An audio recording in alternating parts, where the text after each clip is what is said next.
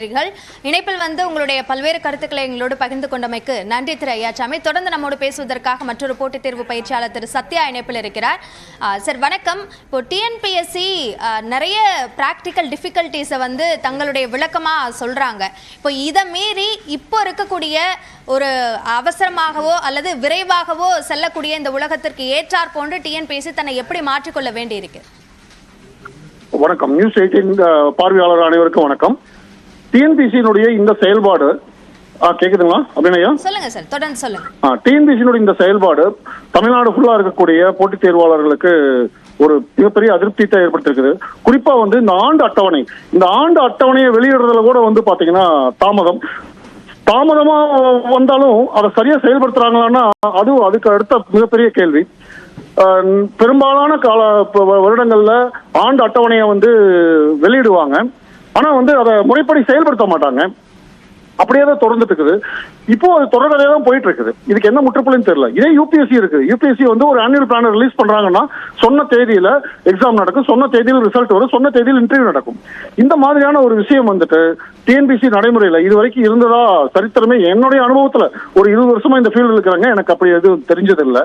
இந்த வருஷமும் பாருங்க நேரம் ரிலீஸ் ஆயிருக்கணும், இப்போ வரைக்கும் வரல. நேற்று டிஎன்பிசி இருந்து ஒரு அறிக்கை வந்திருக்குது. குரூப் 2 மெயின்ஸ்க்கான ரிசல்ட் ஜனவரி 12 அன்னைக்கு ரிலீஸ் பண்ணுவோம்னு சொல்லியிருக்காங்க.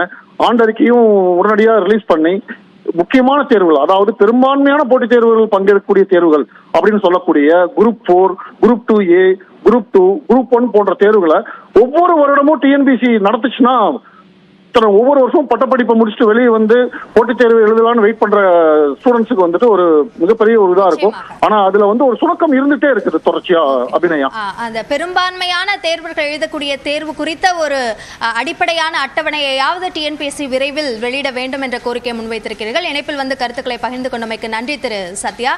டிஎன்பிஎஸ்சியை பொறுத்த வரைக்கும் பல்வேறு நடைமுறை சிக்கல்கள் இருப்பதாக தொடர்ந்து டிஎன்பிஎஸ்சி தரப்பில் விளக்கங்கள் சொல்லப்படுகின்றன. அதிகப்படியான தேர்வர்கள் தேர்வை எழுதக்கூடிய ஒரு சூழலிலும் தமிழ் தேர்வு தகுதித்தாளாக சேர்க்கப்பட்டதன் காரணமாக அதனை மதிப்பீடு செய்வதற்கான பணிகளும் கூட தற்போதைக்கு கூடுதலாக சேர்ந்திருக்கிறது என்ற விளக்கத்தை எல்லாம் டிஎன்பிஎஸ்சி வட்டாரங்களில் நாம் பேசும்போது தங்களோட தரப்பு விளக்கமாக அவர்கள் கொடுக்கிறார்கள்.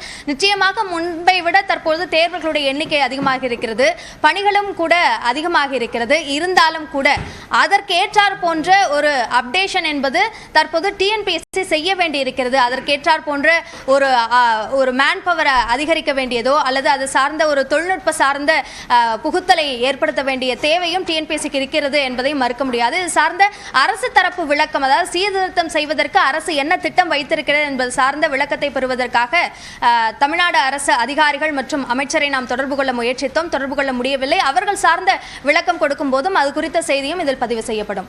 மேலும் அண்மை செய்திகளுக்கு இணைந்திருங்கள். நியூஸ் 18 தமிழ்நாடு.